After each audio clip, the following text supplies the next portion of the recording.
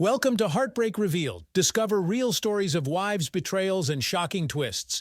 Hit subscribe button and let's get to our story. The signs, were they there or not? I guess they were, but I didn't recognize them or expect to see them. Maybe it was finding one clue at a time that didn't set off alarms. There wasn't anything that made me think something was wrong. Even finding 2 or 3 clues didn't wake me up. I was just another loving, caring husband and father. Since the signs were discovered innocently and by chance over time, they weren't pieced together until that sad night. Our lives together were more or less like every other married couple. We had our good times and bad, but there wasn't any major problem that came to light. My wife never told me there was an issue. She always said she'd speak up if she had a problem. No, there was nothing wrong with our relationship, nothing wrong with our marriage, and nothing wrong with my wife, at least nothing I saw. Damn it, call me dumb, call me unobservant or too trusting, but I didn't see anything until it hit me right in the jaw. But now, there were many things wrong, and as I put them all together, I knew we had a major problem. The most major problem a couple could have: another person in our lives. I was going to confront her tonight when she got home. I was going to confront my wife of 8 years with the proof of her infidelity. I was sure this could only go badly, and I was scared that what I was thinking and finding was all true. Honestly, I loved her so much that I was dying inside, dreading what would happen when we talked. But I had no choice. I had to ask her what was going on, and then wait for the hammer to fall. Maybe she'd confess and beg me to stay. God, I hoped so, because I loved her more than life itself, and I'd most likely forgive her as long as it stopped. Let me back up and start from the beginning. The first thing I noticed was the lack of sex. We went from 2 or 3 times a week to 2 or 3 times a month. This had been going on for about 3 months. She told me she was just tired and that work had been extremely hard, with long hours. I knew she was working more. Hell, we hadn't had a week alone for the past month because she was always getting paged at the hospital. But it wasn't just the sex. It was the feeling of love and compassion that was missing. She told me I was out of my mind and that it was my imagination. When we did have sex, it was usually controlled by her and quicker than before. Now, I'm no spicy star, most husbands aren't, but over the past 8 years, we used to make love for at least an hour, maybe 2. Now, it seemed like 20 minutes was all she was willing to give me. Then, she'd work hard to make me finish as quickly as I could. I used to hold her and continue to make love to her for another half hour after intercourse, and sometimes that would lead us to do it again. Now, when I rolled off her, she'd get up immediately and go to the bathroom, and hear her cleaning herself completely. When she got back into bed, she'd lay there with her back to me. Things like that showed me she didn't have the affection she once had for me, so I tried harder, only to be rebuffed again and again. Lately, there's been no sex at all for maybe 3 weeks. The second clue was her temperament. She got pissed off at me much faster. Her kidding and kindness toward everyone, even the kids, were greatly reduced. Diane was much quicker to lose her temper now than ever before. The once nice and gentle woman had changed almost overnight into someone I didn't recognize. Sometimes her attitude toward me was along the lines of, "Leave me alone," or, "I guess I have to put up with you again today." She'd answer me with a simple, "What?" or "What now?" or "I don't feel like it tonight," etc. That brings me to the fateful night when it all went to hell. I was home on time from work, and being Friday night, I knew we'd be going out to dinner like we usually did on the weekends. She worked long hours, and neither of us felt like messing with food or dishes. As usual on the weekends, she'd sent the kids to her mom's or my folks. Sometimes it was good, it gave us time to be together, but now, it only gave her a chance to yell and be pissed off at me with no kids around to keep her courteous. She'd really let me have it. So I tried extra things like flowers and gifts. I had sent her flowers today. I saw them in the living room as I came into the house, undoing my tie.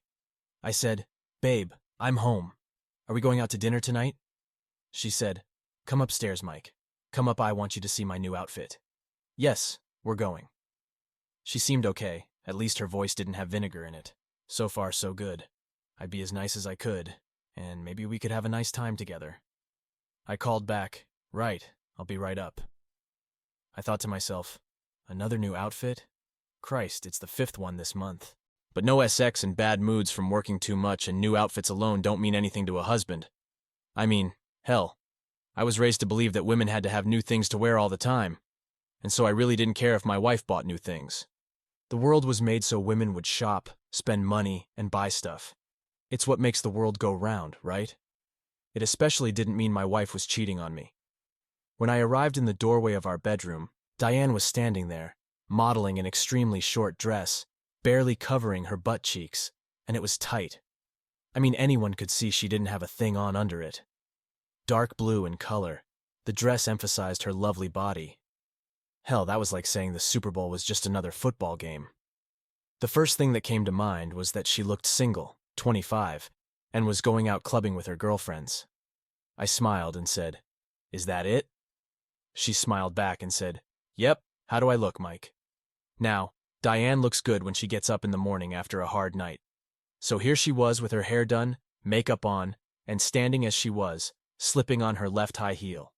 As she did, she was bending backwards, arching her body, and pushing her hips out a little as she bent her knee up to adjust the shoe.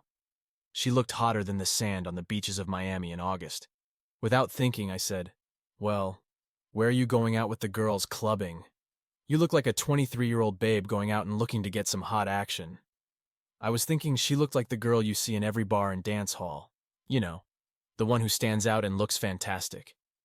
But after saying what I did to her, I thought to myself, oh, did that just come out of my mouth? Did I say that?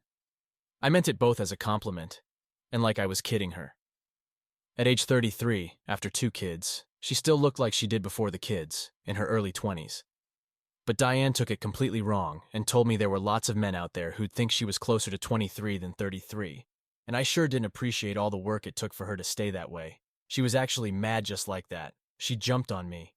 Her attitude towards me was certainly different. I said, "Wait, Diane, you're getting upset for nothing. You asked me and I told you what I felt. You look great, baby. It's just that you don't usually wear those tight, short dresses. It's not that you can't wear them, it's that you haven't had one on in years." She said, "Well, get used to it, Mike, because I've decided to dress how I feel, and I feel like I'm 23.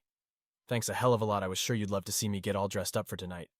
I've worked hard to get my stomach back down to size 22 again, the same size I was in college. But no, of course not. Not you.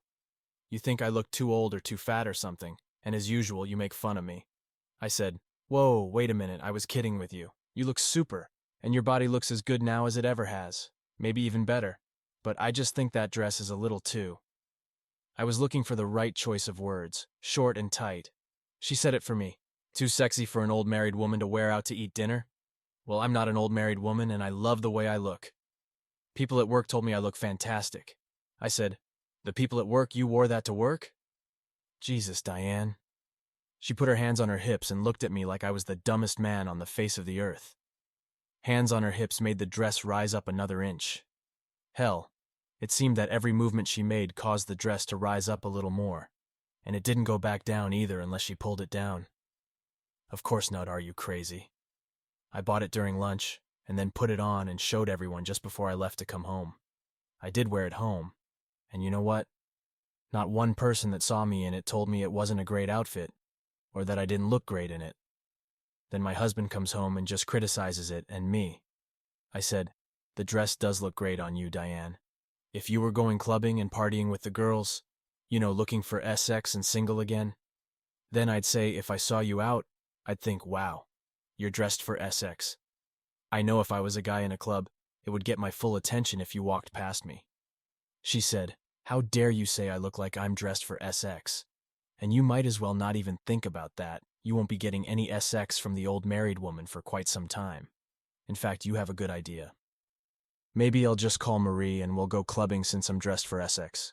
Marie was the single woman with a child that Diane went out with once every other week or so to shop, see movies, or have dinner, but she was always home by 11:00 p.m. So no problem, right? They were like sisters. Then she said, "Yes, maybe I should go clubbing. Marie has asked me to do that with her before when we go out, but since she's single and I'm not, I didn't go. Maybe I need a younger man to appreciate me, and I bet I could get some nice young guy to dance with me in this outfit." She ran her hands down the dress, straightening it and making sure I saw how it accentuated her body. Then she continued, "Maybe you'll meet a young man who appreciates the way I look, the time it takes to stay this way, and the effort I make to look like this. Yes, someone who cares about how I've taken care of myself. Maybe a guy who'd love to see me dressed this way and would hold me tight while we danced. You sure don't. I said, what? I'm always telling you how good you look and how beautiful you are. I don't know where you get off saying these things. I'd been married long enough to know that whatever else I said from here on would only piss her off more, but I'm a man, damn it. And as dumb as I am, I couldn't let it drop. Finally, after she stopped raving at me for what seemed like 5 minutes, I held up my hand. I walked right up to her and looked her in the eyes. I realized that the heels she had on made her just about the same height as me now. I said, wait a second. Diane backed the truck up. You call me up to the bedroom as soon as I walk into the house. I've seen God knows how many new outfits these last 3 months on you. They all looked great. Did you hear me? I said great, I spelled it out. Then you asked me what I think of this one. It's the sexiest of all of them so far. Then, when I try and kid with you about it, you get pissed off instantly. You get pissed off. Then when I try to explain I was kidding, you threaten me with going out and picking up some young guy dressed in that outfit that oozes SX. And you expect me to stand here and listen to you beat the hell out of me because I suggested, only after you asked, that the dress might be a little too short and too tight for you, a wife and mother of 2 who looks great anyway, but maybe shouldn't be trying to look 20 again, at least not all the time. What's wrong with this picture? You asked. I answered. It seems I can't win either way here. She just looked at me and sighed as she adjusted her stockings, and I knew she wasn't wearing anything under the dress now for Sereno bra, no panties, only the thigh-high stockings. I said, look, Diane, you look fantastic and you don't need a dress like that to prove it. As long as we're together, you can wear anything you want, but I just don't want you wearing something that tight, that short, out with Marie, or when I'm not with you, it could only bring trouble. But let's not fight about it. Come on, I just got home from work, and I want the weekend to go well for us. It's the first one in a while where you haven't had something to do or been called away to work. She said, oh, and I guess that's my fault. It's my fault that some drunk runs into a phone pole and I get called because there's an emergency at the hospital, and we try to save him. I get paid. It's my job, just like yours. I get paged and have to go in. I'm not going to apologize to you for that. You'll have to deal with it. You knew it would happen when I took the promotion. You sure don't fight about the extra money coming in, and don't ever tell me I can't wear something when I go out because I'll wear it just for spite. I said, extra money? I bet you spent more than you bring in with all these new clothes. But it's not the money, babe. It's not that at all. Diane, it's every time we get to go out alone, you get called away, and we don't get to spend an evening alone together. It's like they have a camera here and know when we might be going to have a good time. When they see that, they call you. God knows our SX life is almost non-existent these past 3 months. She didn't reply. She just looked in the mirror and turned this way and that, smiling. She didn't say anything, so I said, come on, let's go to dinner as soon as I shower. She turned and walked out of the room. I watched her walk past me and down the hallway in the dress. I stood there and said to myself, welcome home, what the hell happened?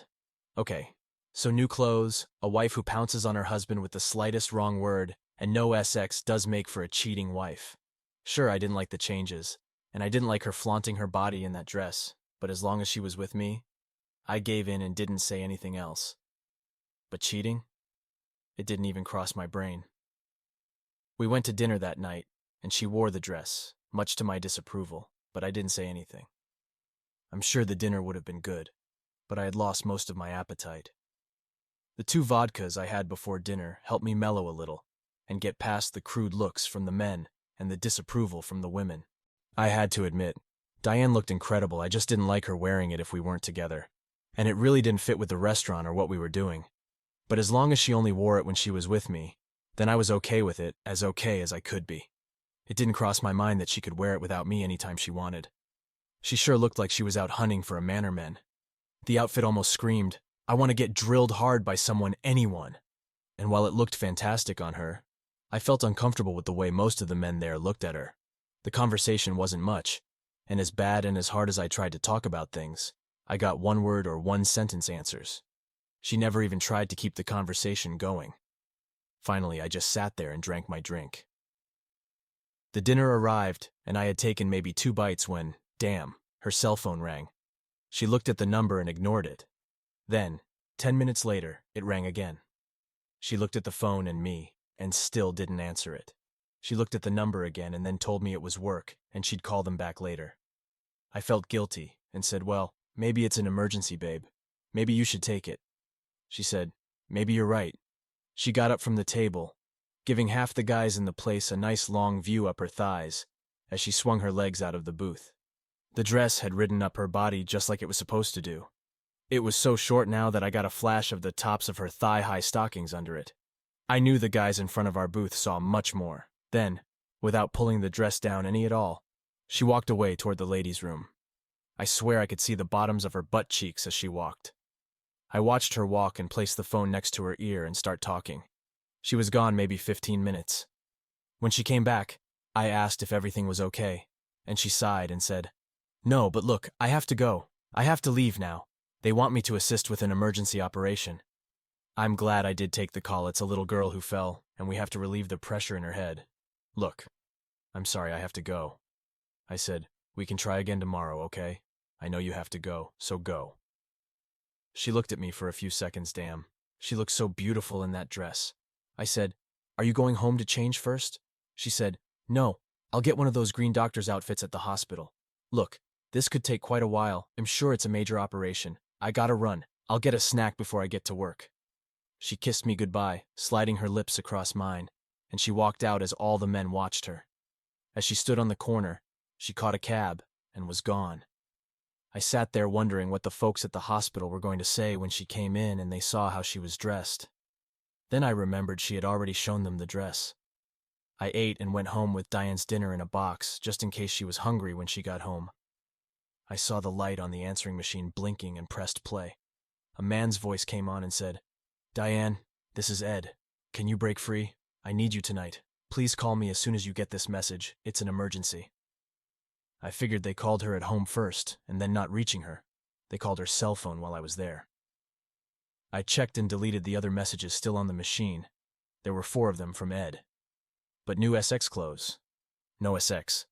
A tense wife who goes nuclear on her husband for the slightest little thing. And a bunch of messages from the same guy. All of these don't make for a cheating wife. At least in my little brain. It didn't register that way. I dialed the number, and it rang and rang before someone picked it up. A voice said, "Diane, are you on your way yet?" I said, "This is Diane's husband, and yes, she is on the way. Who is this, please?" The voice said, "This is Dr. Ed Martin. I work with Diane at the hospital. She told me she was going to leave you at the restaurant 25 minutes ago. Where is she?" I told him she was on her way, and then asked him why he had been calling here so much. He got uptight quickly and said, "Look, buddy, I call her when I want her. I call her when I need her here to help me. It's her job, okay?" And he hung up, slamming the phone down in my ear. I said, "Asshole," to no one. Add another one to the growing list: new SX clothes, no SX, pissed off all the time at me, multiple phone calls from the same guy who said he needed her and wanted her. There was nothing about work, and then the guy gets nasty with me when I ask him a simple question about the number of calls from him. I knew later that Diane would go absolutely nuts on me for even asking him anything. But all that doesn't mean crap. It sure doesn't mean my wife is cheating on me. But I did say, God, what a life. So I sat down and waited for her to come home. I turned on the TV, but there was nothing on I really wanted to watch. So I got up and washed up the dishes in the sink. Then I went into the bedroom and got the laundry. I figured I'd wash the clothes while I waited for her to come home. We both washed the clothes and shared the things that needed to be done, but I seemed to be doing more of them lately while she was out. But they needed to be done. No, I'm not the husband type. I just believe in helping out with things since we both worked for a living. As I finished up in our bathroom, I was closing the hamper when I saw a bra behind the hamper. When I bent over to get it, I could tell something was spilled on it. The bra was a lacy light blue, but there was something caked on it. It was a white, creamy-colored substance between the cups and over one of them. Food was my first reaction to seeing it, but then I picked at it and touched a fingertip to my mouth, spitting it out. I could taste its bitterness, but had no idea what the hell it was. As I sorted the clothes, I noticed a bunch of new colored underwear, maybe from Victoria's Secret or Fredericks of Hollywood, already in the washer. She must have forgotten to dry them. Diane had about a dozen new undergarments, including thongs, which she had never worn before, as far as I knew. Let's say she never wore them for me. There were bras I'd never seen before, and they did more than, shall we say, push up, lift, or separate her breasts. Some were just a sort of half bra, and I realized that if she wore these, she was half exposed, and there were two that might as well not have been bras at all. They were that transparent and sheer. I began to separate the dirty clothes, the bleach items from the other color items, and that's when I noticed a pair of tan panties hiding inside a pair of slacks. It looked like she took them off quickly, and at the same time. I picked up the slacks and pulled the panties out of the inside of the slacks. I was about to throw them with the other clothes when I stopped. They were stained too, with the same white stuff. It was caked and stuck on like dried food. I had to really flake it off with my fingernail. The panties had it all between the leg openings on the inside. I was puzzled as I looked at them. I said, "Wait a minute." Wait, just a minute, it was semen. Jesus Christ. There was cum on one of the new SX bras and in her panties. I was yelling to no one. "What the hell, Diane?" As I looked closer at the dirty clothes, I found nothing else. So I took the stained panties and bra and put them in a plastic bag to show my wife. I said, "Diane, you have some explaining to do." I went into the kitchen and got a beer. My brain was racing now, reviewing all the things that had been going on with Diane and me. I wrote them down. Let's see new SX clothes, nasty attitude toward me, and no SX, phone calls from the same guy, and now new underwear with semen stains on some of them. Does this mean she's cheating? Hell yes. But I need more information. I called the hospital and asked for Diane. The lady told me, "I think she's gone left around 9:00 p.m. Hold on a minute." I said 9:00 p.m.? That was 30 minutes ago. She should be here now or very soon. There was no one on the other end. I was on hold. When the lady came back, she said, "Yes, sir, she left at 9:00 p.m., but she was taking a couple of people home. They were going to be stopping off for a drink and some dinner first. She said if her husband called to tell him she'd be late and not to wait up." Is this he? I told the lady yes and thanked her. Knowing how Diane was dressed made me very upset. She should have known better than to wear that type of outfit if she was on call. This would be the 5th weekend in 2 months that something like this had happened. We'd be someplace, and she'd get paged and have to leave. I was mad as hell now, and decided to check out the rest of Diane's things, the panties and bra I was going to take to a lab, and have a friend run a test to see what was on them for sure. And if it was semen, I'd ask him to also run a DNA test for me. Again, I added the late dinner with some friends to the ever-growing list of things we'd talk about later on. Now, to check out Diane's stuff first, the closet where her clothes were hanging. Diane had the big closet. It was a walk-in. I went over her things and found 2 blouses that had buttons off and/or holes where the buttons used to be. I could only imagine the buttons were ripped off. Maybe Dr. Ed did that when he was in a hurry to open it up and couldn't wait for her to get undressed. I found 1 pair of slacks ripped in the back on the seam around her hips. There were a couple of other items that were ripped too. It was like someone was trying to get them off too fast or they were being pulled and stretched. But the thing that really was the icing on the cake for me were the new things in the back of the closet. When I took the last one of the low-cut outfits out and held it up, I smelled something sweet. Placing it to my nose, I inhaled deeply and knew what it was, the odor of aftershave cologne. And it wasn't mine. All these clothes were new and had been worn maybe once. They were very erotic looking, just like the dress she had on tonight. There were a few other things that had different odors on them, none that I recognized. There was a group of clothes I had never seen before in plastic bags from the store where she had purchased them, or fresh from the cleaners. They still had sales slips or cleaning tags on them. As I checked the cleaning bags, I could see they were taken in on either Saturday mornings or Monday afternoons, and they were picked up on Wednesdays. I recorded the information and checked it with the dates as far as I could remember when Diane was paged while we were out. They were the same time periods, or they coincided with the time periods when Diane was out with her girlfriend Marie. 3 months' worth of cleaning and new clothes that synchronized with her being paged by her new boss, or since she had been going out with Marie more to talk about. I said, I left the clothes and took a shot, then checked the calendar on the PC, which belonged to Diane.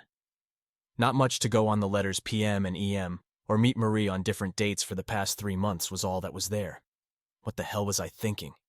If she was cheating, she sure wouldn't leave that sort of information around on her PC. But EM could indicate Dr. Ed Martin. The dates were right.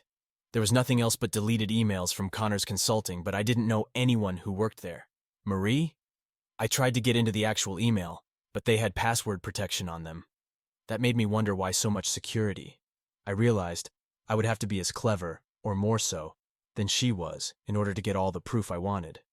I wanted to be 100 certain. Plus, I still didn't have any hard proof that my wife was actually cheating on me. I guess my married brain wasn't working as quickly as my business brain. Plus, it was hard to believe that my wife, the mother of my 2 kids, was screwing around with a guy named Ed. And PM who or what the hell was PM? I went to the kitchen and got another beer, then sat on the steps that led to the garage. Let's see, I thought. New clothes and underwear, attitude towards husband changed drastically, phone calls from the same guy, nasty voice, and hanging up. Panties and bra stained with something that looked very much like semen. Aftershave on a blouse that didn't belong to me. Was that what I had gathered so far as proof? Yes. Was it enough to confront her? I didn't know. Was it enough to go see a lawyer? Yes. Did I want that? I didn't know. I was frustrated, mad, and starting to get very sad. Did this mean my wife was cheating on me? I was getting sicker to my stomach as the clues built and built towards a yes answer. Then, as I emptied the trash out of the bathroom and saw 2 empty douche bottles, it looked like she had used 2 of them in a short period of time since the trash had been emptied last time maybe 2 weeks ago. I held on to them and put them in the same place I had all the other things. I took the trash out, dumped it into the big trash bin in the garage. As I dumped it, I saw a pack of matches from the Pink Flamingo Bar and Grill already in the trash can. There was a bright pink flamingo on the cover, which was all black. I knew I had never been to that place, so they must have come from Diane. Looking further now at the bills and receipts file, I found the following information. There were credit card statements and receipts showing charges for a hotel. They must have stayed there on the night she said she was going to the movies with Marie. Funny, looks like she never did go out with Marie. She was just a cover, and I knew Marie.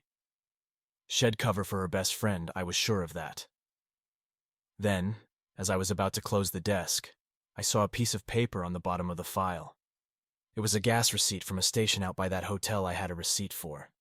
That was proof she was out there. No doubt that she had spent more than one time with him now. But there were receipts for only 2 or 3 nights. If she had been cheating on me for 3 months, where did she go the rest of the time? Unknown yet. While I was out in the garage, I decided to check Diane's car too. I looked under all the seats, and in the dashboard, nothing. Then I popped the hood and trunk. As I was checking out the trunk, I dropped my damn flashlight and it rolled to the back of the trunk and stayed there. Of course, it was that sort of night. I had to actually climb into the trunk about halfway to get it back out.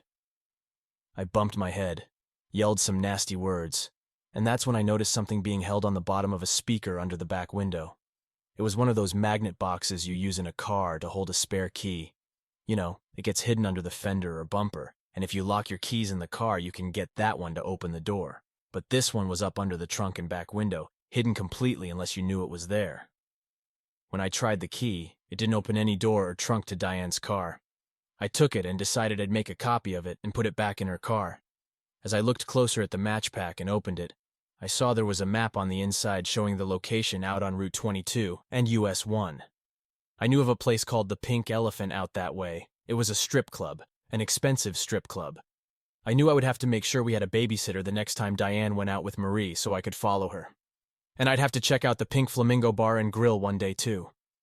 I decided to call my friend Tim, who had contacts that could bug phones, PCs, and break into password-protected files.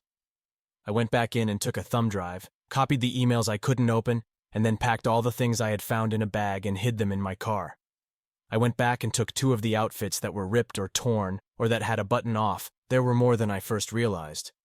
There was a skirt that had a large rip at the top and a button missing that held it together. There was a sweater, which was very soft. It was made of lamb's wool, expensive and new, and I hadn't seen it before. It looked like the neck had been stretched badly. There was a small rip on the sweater too. It started where the V ended, not much, just a little rip butt. I took it and placed it with the rest of the things I had accumulated. Then I waited for my wife to come home. I watched TV and must have fallen asleep until the front door opened, and in walked my lovely wife, with her skirt riding high on her hips. She smiled at me and said, "You shouldn't have waited up, Mike, it's late, almost 1:00 a.m. I'm going to bed. I'll talk with you in the morning, I'm really beat." I said, "Ed called earlier, but I guess you saw him." She stopped and turned toward me. She looked mad now and said, "Oh yes. What the hell were you thinking? Asking my boss a bunch of dumb questions? Don't do that again." Then she began to read me the riot act, saying she had a right to talk with anyone she wanted to, as often as she wanted to. Who the hell did I think I was? Talking to her boss like that, etc., etc., etc. She never questions me when my secretary calls me or goes with me to meetings, etc. She read me the riot act to the point where I really felt it was major overkill. I just stood there and let her rave on me. Then I watched her walk out of the room. I was pissed, but decided to hold off until I had everything I needed. She said, "I'm going to bed, I'm really tired. There was no good night or I love you nothing." I went into the bedroom and watched as she reached behind her and tried to unzip her dress. She was working hard to get the dress off her body. I came over and started to help her. We finally got it off. It was that tight.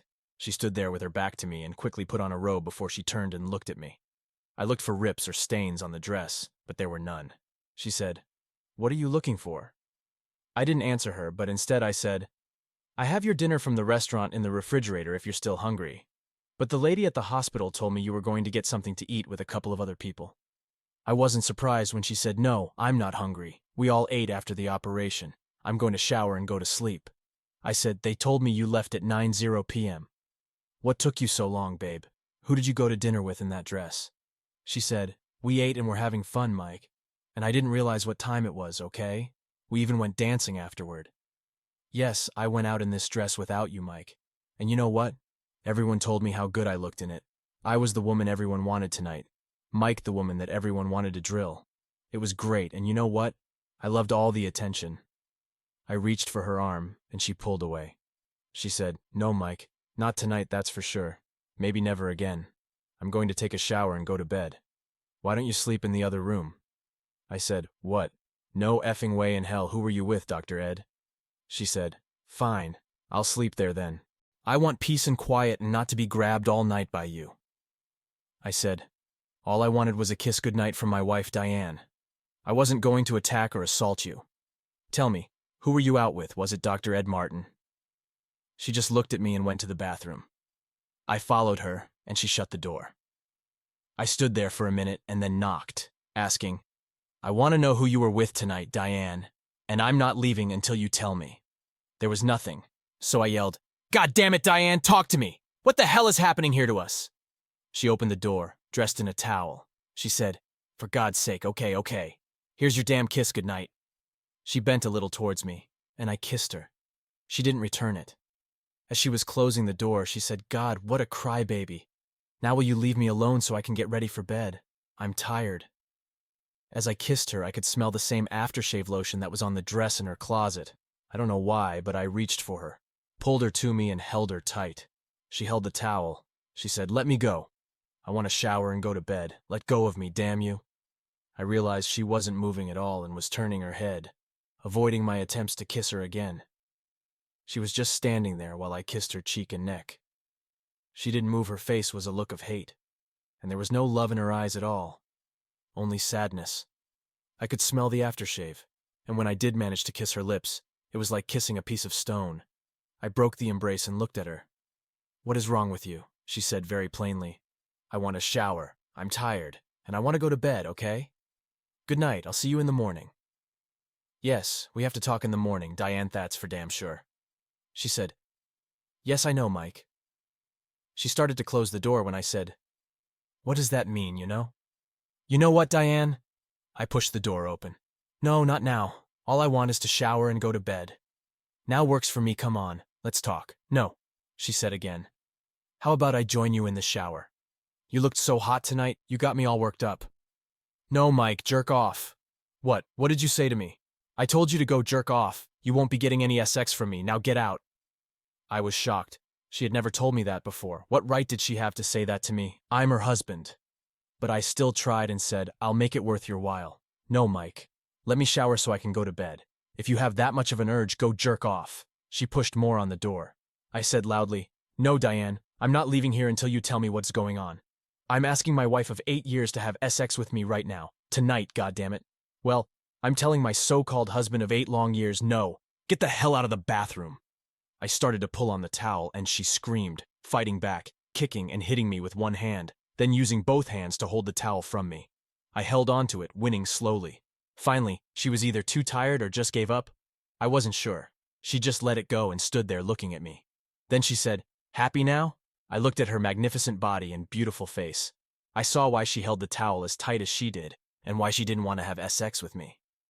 Her body was red and covered with hickey marks. Had she had anything else done to her? As I looked down her body, I saw her thighs were red with handprints on them. Then I saw it. There was a dried, stained line on each of her inner thighs. It had to come from where it was still leaking out and running down her legs. That's why she wanted to get a shower, and why she told me no. I asked very softly, "Diane, what is this?" I reached for and touched her. She jumped back a little, looked at me, and then took a deep breath as she said angrily, "What does it look like, Mike? It looks like the same thing that's on a pair of your new panties. It looks like semen. Is it ED's?" She sighed loudly and said, "Oh, Jesus. Please let me take a shower, and then we can talk. Let me clean up first. Answer my question, Diane. Is it semen? Is it ED's?" I said the last 5 words so loud she jumped again, and I knew the neighbors heard me. She looked at me and then down at the floor as she said one word very softly. "Yes." That's all she said. I stood there looking at her. I asked again, "Is it ED's?" She said yes again, then saw my face and said, "Oh God, don't start crying, Mike. Be a man, be one for the first time in your life. Oh, get out so I can shower. Do you have any idea why I'm crying, Diane? Yes, because I had sex tonight with the new man in my life, the man you'll have to deal with from now on." I didn't hear all of what she said. I answered by saying, "No, I'm crying because of the love we don't have anymore. I'm crying because of the feeling of grief and sadness that washed over me tonight when I realized you were cheating on me. I'm crying because we are done as a husband and wife. I'm crying because I have only hate and contempt for you now. It's like I have changed completely over the past 4 hours, Diane.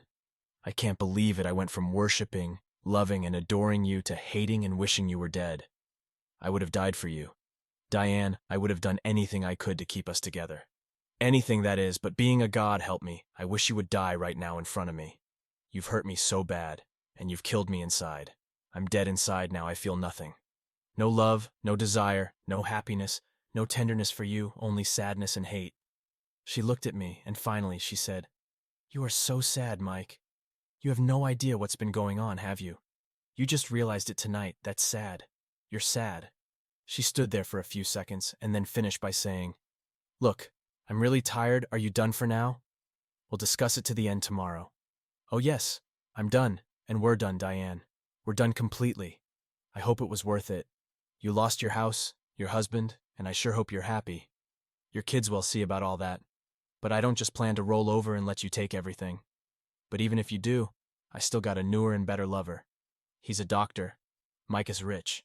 And he is so much bigger and better than you. He loves me, and I love him. We told each other that tonight after we had sex 2 hours, Mike. We did it for 2 hours. When was the last time you could do that? Never, not since the first year we were married. You never give us 2 hours, do you, Diane? You're always in a hurry. That's because your idea of sex is a waste of time. You do it like an old man. Ed does me like a stallion. I was good enough to give you 2 kids. She laughed and said, "What makes you think our kids are yours? What makes you think you're the father of any children?" She laughed, and I felt myself shrinking more and more from those words. Then she stopped talking and just stood there looking at me like I was the most pathetic person she had ever seen. "Are you telling me you know for sure that I'm not the father of our 2 kids?" She smiled and said, "I got you worried now, don't I?" To tell you the truth, Mike, I don't really know. They may be, or they may be from one of the other 2 men I was with at the time. None of us took any protection because you wanted kids. I never did, and figured you'd take care of them, giving me more time to get laid. I figured if either of my lovers got me knocked up, you'd think you did it anyway. So I don't know who the fathers are for our children, but I doubt it's you." I asked, "Why?" And she told me, "Well, to be honest, you're just too small in the tool department to get anyone knocked up. You're not big enough to deposit that deep inside me to mix with my seed." I sighed and said, "I am big enough for a normal woman, but for a never mind." "Well, at least you're not sure. That's good. I'll have them tested." She yelled, "The hell you will! You leave our kids out of this, you idiot!" I said, "Why, Diane? Why did you stay married to me if you've been cheating on me all these years?" She said, "Well, for my family and yours, I guess, and for security. You know, I did love you, Mike, when we first got married, but that all changed after the first time I got laid by a real man with a real tool. That was about 3 months after our first child. I guess he came on to me, and I loved the attention and how I felt young and free. You took care of the kids, and I let him have me almost every other night for 6 months when we worked together at nights. And I guess I've been waiting for the right guy ever since, a doctor with a big tool, someone who could take care of me in every way. I wanted more out of life than a small tool husband and 2 kids. I said, "And Ed? Is he the one you've been waiting for?" She smiled and closed her eyes, saying, "Yes, yes, Mike, I'm afraid for your sake he is. He asked me to leave you tonight and stay with him. Quite frankly, Mike, I was going to tell you that in the morning when we got up. I was going to tell you I wanted a separation. But honestly, it wouldn't have done us any good. Look, we've been done as a husband and wife for a long time. Well, at least I have as a wife. I think you seeing me like this, with his fresh juices running out of my body, will make it so much easier for both of us now. I guess there's no thinking about it or waiting or trial separation. We can just split everything 5,050 and get on with our lives." She smiled again, and this time I saw a very evil look on her face. She said, "I don't see us together anymore unless you can stand me being with him whenever I want to be. I'll tell you right up front I'll be spending more time with him than I will with you. But you'll have the kids anyway, so you should be okay. And I'll tell you what, I'll stay married to you for the kids' sake until they get older, but you'll have to deal with no sex from me at all. My body and love will be for Ed. I'll only be a mother for the kids. If you can't handle that, then I guess you'll lose me forever." I couldn't believe what she was telling me. My brain didn't work, it wasn't registering. I just looked at her, tears running down my face, and I was almost sobbing with sadness. My heart was breaking, and now she was stepping on it. She smiled a little and said, "Look at me, Mike. Don't hold your head down, look at my body. You can see how used it is. I loved him using me, the body that now belongs to him completely. He drills me like you never did, not even the first times together, not on our honeymoon, or anniversaries, or any time we have been together. He thrills me and drives me wild with lust, desire, and passion. He wants me all the time, Mike, and I want him. He's so much better than you in everything." Her words were cutting into me more and more, and the really sad thing was, I knew she was doing it on purpose. It was time for me to strike back the best way I could. Guilt and embarrassment were all I had. So I said, "How about being a father, and someone who used to respect and love you like you were the only woman on the face of the earth? Or does he love you because he dresses you like the slut you are now? Does he want our children too? Sure. Does he tell you he loves them? Or are you all hell-take when you leave me?" She didn't answer me right away, so I continued. "Will he love you when you're sick or hurt? And maybe so you can screw him anymore? Will he love you then? How about when you're old and can just about stand and walk, let alone screw in 10 different positions? Or like I think he'll douse you up and then leave you for another newer and younger woman? Who was the woman before you, Diane? Have you ever met her, seen her, know her, talked to her about him?" She said, "He was married a few years ago, but he's single now. No, I haven't met his ex-wife, and I don't want to. I know he desires me and wants me more than anything else in his life right now. He's even told me we could move away so I wouldn't have to see or bother with you again. He loves me, and I love him." I said, "No, Diane, I don't think he's better than me in everything, only in using you like a pump-up doll." She said, "He does me wild, and with more lust in his thumb than you have in your entire body. You wouldn't understand what it means because you never had it in you. You last 1/10 of the time he does me. So, you gave up your children and your married life with me for a bigger tool. I hope for your sake is worth it. A year from now, 8 years from now, if you make it that long, he'll cheat on you. I'm sure you weren't his first or his last. Guys like him never change, Diane. All he wants is a victory, and then he keeps getting rewarded each time you lower yourself again by dressing or acting like you have been and going back to him. Good luck with him. I'm betting once you move in with him, he'll lose that excitement, and after less than a year, he'll be cheating on you with someone younger." She said, "F you, Mike. You're just hurt and upset now about him and me. You're just talking sour grapes, that's all it is. But we are in love, and we like each other. He's wonderful, and he's taking me to the Caribbean next week. Yes, next week.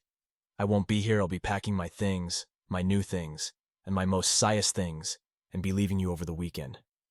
When I come home, I'll get the rest of my stuff. Then we can deal with whatever you decide with regards to the divorce, or if you want me to stay and act as the kid's mother. But remember, I won't be your wife. We'll deal with all that when I get back from my wonderful trip." I had begun to walk away as she was saying this to me. I was sick, and my head was raging with pain. I just couldn't talk to her about this anymore. It was over, and I knew it. She was yelling now as she finished her last comment to me. "Yes, we'll deal with it when I get back from the Caribbean, when I get back from my honeymoon before my wedding. I'll have my lawyer contact yours on Monday. Here's his card with his telephone number on it. Gave it to me to give to you in the morning, but you might as well have it now since you know about us." I don't know what happened after that. I still don't recall it at all. There are dark places in my brain that show nothing, like I was sleeping. But here's what I do recall when I heard the last comment she made about dealing with me after her wonderful trip and honeymoon before the wedding.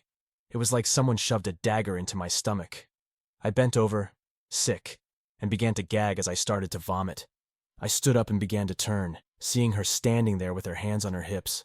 I vomited again on the rug. The last thing I recall for sure was that I began to run back towards her. There was a hate in me now that I didn't realize I had since the war. I knew I was going to kill. I couldn't stop. In a flash, I knew Diane was going to die. I had snapped. I had gone absolutely mad. She saw me, and it took a second for her to see the look on my face. Hers turned pale gray. She screamed and tried to get into the bathroom and close the door. She pushed from the inside as I pushed from the outside. She yelled, "You better not touch me, Mike! Get out! Get out!" She pushed as hard as she could, but didn't make it. I pushed the door hard, and it hit her, knocking her backwards. She reached out with her hand to try and stop her fall. She didn't make it again. She fell back and hit her head hard on the edge of the tub. There was a popping sound, and then a small pool of blood began to form next to her head, next to the tub. She just lay there. I felt her pulse and knew she was dead. I called the police. It was a long and really bad 2 months during which I had a hearing regarding her death and whether I would be charged. The good doctor showed up and told the judge about the affair they were having.